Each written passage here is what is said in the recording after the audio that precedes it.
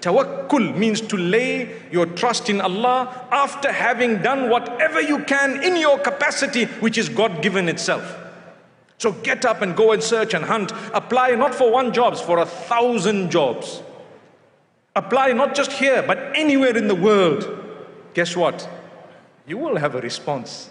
It will bring a smile to your face. It is coming. What is right for you, meant for you is coming. Many people want to get married. May Allah grant us goodness in our homes. Marriage is not easy. Marriage is a sacrifice. It's probably one of the biggest sacrifices in terms of your social living.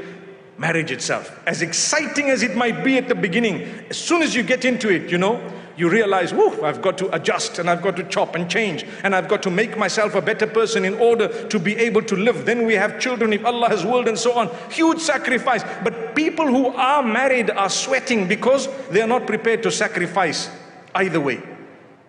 And those who are not married, what are they doing?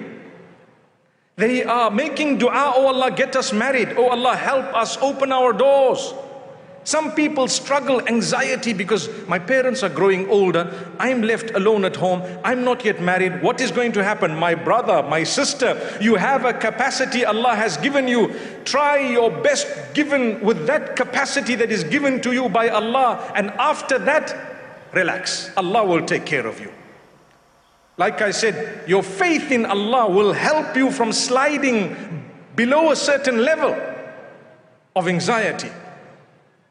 When it becomes a problem, it's lasting too long, you will have to seek medical help as well. I cannot deny that.